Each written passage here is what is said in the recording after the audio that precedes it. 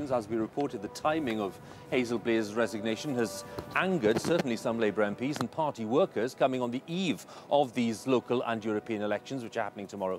And the results, of course, could prove decisive, as Nick was saying, for the future of Gordon Brown's premiership. So with this guide on what to look out for in those results, here's Jeremy Vine.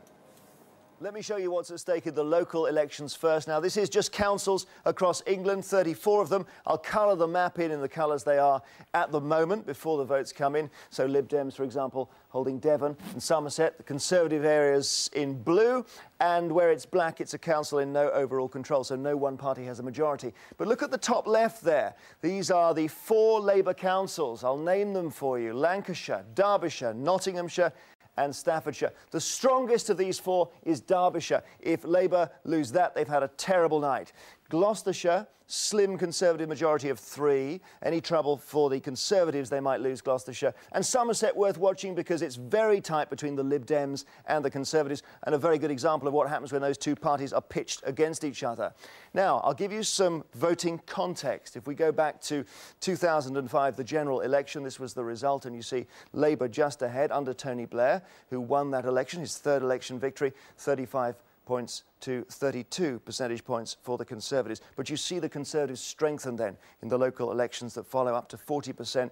And then last year, 2008, very strong. Labour, 24%, a horrible result for them last year. Could they go even lower? They might think so after the kind of day they've had today. For the Conservatives, 40% plus makes them feel they can take the next general election.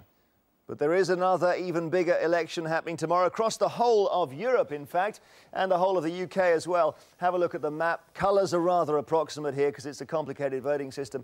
But let's take a look at a couple of regions here. Northwest, first of all. If Labour struggle here, it's just possible that the BNP's leader, Nick Griffin, could get their first seat in the European Parliament. And if I show you the Southwest, this was fascinating last time, 5 years ago. Have a look at the vote that the UK Independence Party, UKIP, got. 23%. Now, until a few weeks ago, it was looking as if the major parties were strengthening and would shut the smaller parties out. Then we had the expenses scandal, and suddenly the smaller parties think protest votes coming their way, they could have a really good chance. So, 72 MEPs, 34 councils. It's a big day at the ballot box tomorrow.